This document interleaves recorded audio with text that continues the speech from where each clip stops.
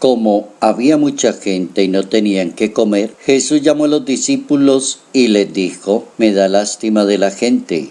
Llevan 3 días conmigo y no tienen qué comer. Si los despido a sus casas en ayunas se van a desmayar. Algunos habían venido de lejos. Le replicaron los discípulos: ¿y de dónde se puede sacar pan aquí en despoblado? Él preguntó: ¿cuántos panes tenéis? Ellos dijeron: 7. Mandó a la gente que se sentara, tomó los panes, pronunció la acción de gracias, los partió y los fue dando a los discípulos para que los sirvieran. Evangelio según San Marcos, capítulo 8, versos 1 al 10.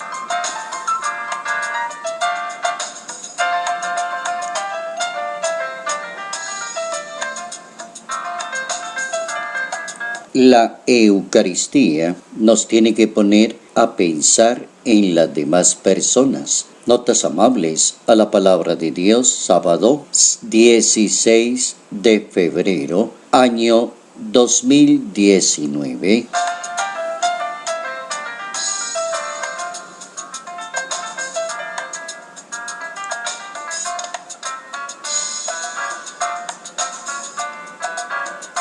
El Hijo de Dios nos permite hoy pensar en el sacramento de la Eucaristía. Al estilo como escribió San Marcos en su Evangelio, da la connotación de la importancia de la segunda multiplicación de los panes. ¿Y cómo entender una multiplicación de panes? Unas personas que tienen hambre, y tienen hambre física y tienen hambre de Dios. Han estado todo el día escuchando la palabra, las enseñanzas del Maestro. Y aparece ese momento culmen del encuentro, que es compartir el pan. Y ahí es donde es tan importante aprenderle a la palabra de Dios, cómo la Eucaristía tiene su sentido y tiene su razón de ser. De la misma manera como Jesús de Nazaret fue solucionando problemas en la vida de la comunidad, después del banquete de la muerte, como que viene el banquete de la vida, la travesía de los discípulos porque no entienden nada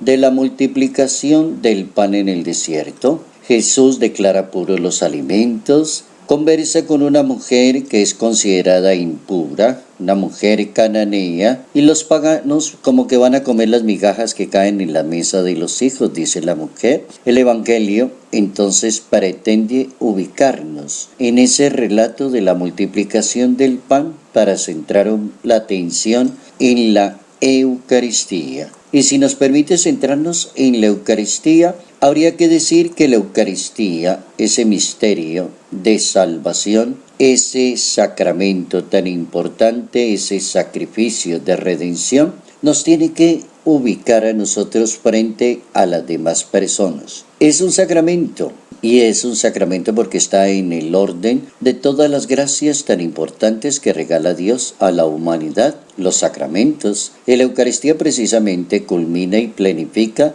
la iniciación cristiana de una persona en materia de fe, y está en torno a una asamblea, y el centro es un banquete, es una fracción del pan. Es una asamblea porque se celebra en comunión con todos y es memorial de la pasión y de la resurrección del Señor. Así que la Eucaristía nos viene ubicando en el sentido común y da el sentido común a todas las personas. Juan Pablo II, el Papa Santo, decía que la Eucaristía es un misterio de fe, prenda de esperanza, frente de caridad. Es fuente y principio de la caridad y del amor por las demás personas. Y así lo entiende el Papa Francisco. Así que es importante entender la Eucaristía dentro de esa mistagogía de su misma celebración, que tiene un desarrollo tan importante como es la caridad. Preocuparse por el otro,